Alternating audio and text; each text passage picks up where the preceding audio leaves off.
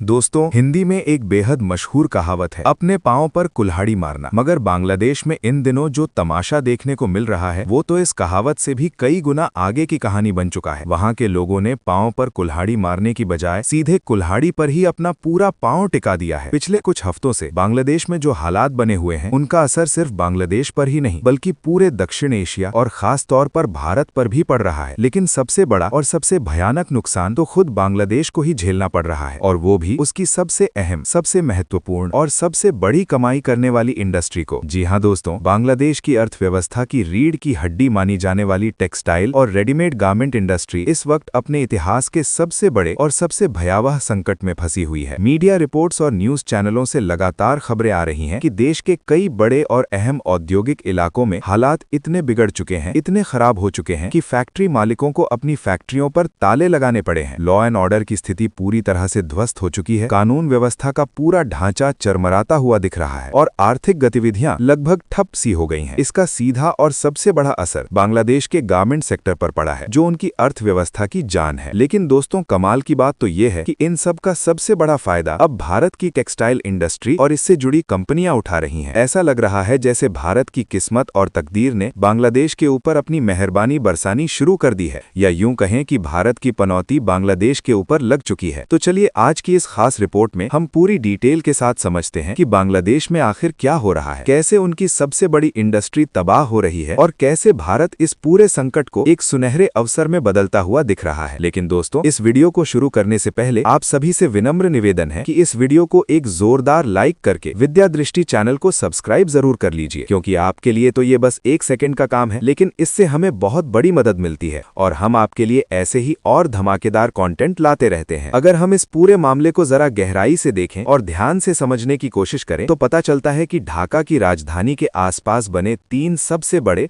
और सबसे अहम टेक्सटाइल हब इस समय पूरी तरह से प्रभावित हो चुके हैं और लगभग बंद होने की कगार पर खड़े हैं। गाजीपुर, सावर और नारायणगंज जैसे इलाके, जहां हजारों की संख्या में बड़ी बड़ी फैक्ट्रियां स्थापित हैं और जो रोजाना लाखों की संख्या में कपड़े, गारमेंट्स और टेक्सटाइल प्रोडक्ट्स तैयार करती थीं, वहां अब काम पूरी तरह से बंद कर दिया गया है। फैक्ट्री के मालिकों ने बिल्कुल साफ साफ शब्दों में कह दिया है कि मौजूदा हालात में जिस तरह की अस्थिरता और अराजकता का माहौल बना हुआ है, उसमें वर्कर्स की सुरक्षा और सेफ्टी सबसे बड़ा सवाल बन चुकी है। कर्मचारियों की जान की रक्षा करना पहली प्राथमिकता है और इसीलिए फिलहाल के लिए उत्पादन पूरी तरह से रोक दिया गया है। दोस्तों, ये वही इलाके हैं जो बांग्लादेश की राजधानी ढाका के सबसे नजदीकी सबर्ब्स और आसपास के क्षेत्रों में आते हैं। इसका मतलब ये है कि संकट सिर्फ दूर दराज के इलाकों तक सीमित नहीं रह गया है, बल्कि राजधानी के बिल्कुल करीब, राजधानी के दिल तक फैल चुका है। हालात इतने बिगड़ चुके हैं और माहौल इतना खराब हो चुका है कि बड़े बड़े औद्योगिक समूह और कॉरपोरेट घराने भी डर और असुरक्षा के इस माहौल में मजबूरन कड़े फैसले लेने पर विवश हो गए हैं। बांग्लादेश के सबसे बड़े कंग्लोमरेट्स और बिजनेस ग्रुप्स में से एक ने भी अपनी कई प्रोडक्शन यूनिट्स को अस्थायी तौर पर बंद करने का ऐलान कर दिया है। इन कंपनियों को सबसे बड़ा डर ये सता रहा है कि अगर यही हालात रहे तो उनकी सप्लाई चेन पूरी तरह से ध्वस्त हो सकती है, टूट सकती है। ट्रांसपोर्ट और लॉजिस्टिक्स की व्यवस्था पूरी तरह से बाधित हो चुकी है, सड़कों पर गाड़ियां नहीं चल पा रही हैं और रात के समय मूवमेंट को लेकर भारी अनिश्चितता और खतरा बना हुआ है। फैक्ट्री मैनेजमेंट और कंपनी के मालिक ये रिस्क बिल्कुल भी नहीं लेना चाहते कि उनके किसी कर्मचारी के साथ कोई दुर्घटना हो जाए, कोई अनहोनी हो जाए या किसी की जान को खतरा हो जाए। यही प्रमुख वजह है कि या तो उत्पादन पूरी तरह से रोक दिया गया है या फिर बहुत ही सीमित स्तर पर, बेहद कम क्षमता पर चलाया जा रहा है। दोस्तों, ये संकट केवल फैक्ट्रियों की चार दीवारी तक सीमित नहीं रह गया है। पेट्रोल पंप्स, ट्रांसपोर्ट कंपनियां, कोल्ड स्टोरेज फैसिलिटीज और जरूरी सामान की सप्लाई करने वाली एजेंसियां भी बुरी तरह से प्रभावित हो चुकी हैं। ढाका और उसके आसपास के पूरे क्षेत्र में जरूरी वस्तुओं और एसेंशियल कमोडिटीज की आवाजाही में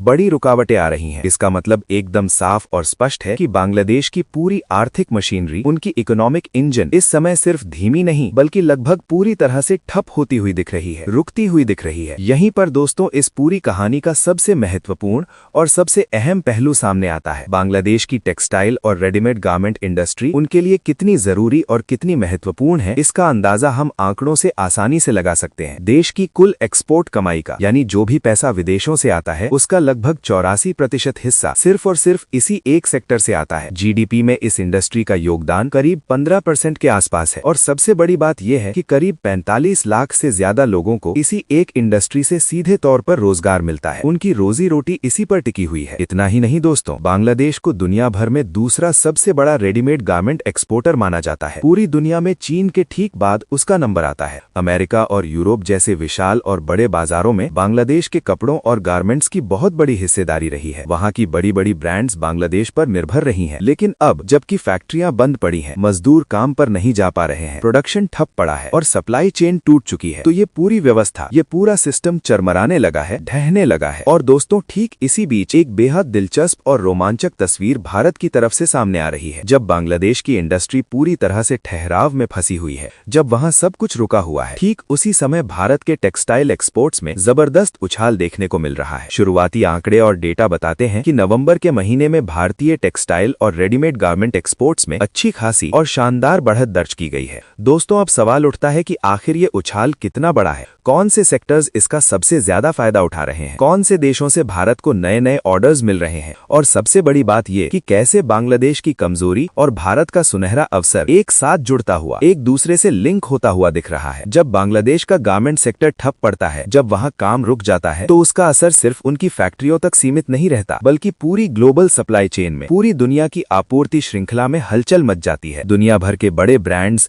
बड़ी बड़ी कंपनियों के सामने सबसे बड़ा सवाल ये खड़ा हो जाता है कि अब उनके ऑर्डर्स कहां से पूरे किए जाएं, उनके प्रोडक्ट्स कौन बनाएगा और डिलीवरी कैसे समय पर, टाइम पर हो पाएगी। बस यहीं से, ठीक इसी मोड़ पर भारत की एंट्री एक मजबूत, भरोसेमंद और स्थिर विकल्प के तौर पर होती है। कई रिपोर्ट्स और इंडस्ट्री एक्सपर्ट्स इस बात की पुष्टि कर रहे हैं कि नवंबर 2025 में भारतीय टेक्सटाइल और अपैरल एक्सपोर्ट्स में ईयर ऑन ईयर, यानी पिछले साल की तुलना में करीब 9.4% की शानदार बढ़त दर्ज की गई है। ये बढ़त ऐसे समय पर आई है जब पूरी दुनिया में ट्रेड स्लोडाउन की बातें हो रही थी, ग्लोबल इकोनॉमी सुस्त पड़ी हुई थी और अमेरिका तथा यूरोप जैसे बड़े बाजारों में डिमांड को लेकर भारी अनिश्चितता बनी हुई थी। इन सब चुनौतियों के बावजूद भारत का कुल टेक्सटाइल एक्सपोर्ट बढ़कर लगभग $2,855 मिलियन के आसपास पहुंच गया, जो कि एक बहुत बड़ी उपलब्धि है। अगर हम सेक्टर वाइज, यानी अलग अलग सेक्टर्स के हिसाब से देखें, तो रेडीमेड गारमेंट्स की कैटेगरी में सबसे ज्यादा मजबूती और तेजी दिखी। इस कैटेगरी में एक्सपोर्ट्स में करीब 11.3% तक की जबरदस्त बढ़त दर्ज की गई। इसका मतलब एकदम साफ और क्रिस्टल क्लियर है कि जो ऑर्डर्स पहले बांग्लादेश की फैक्ट्रियों में जाते थे, उन ऑर्डर्स में से एक बड़ा और महत्वपूर्ण हिस्सा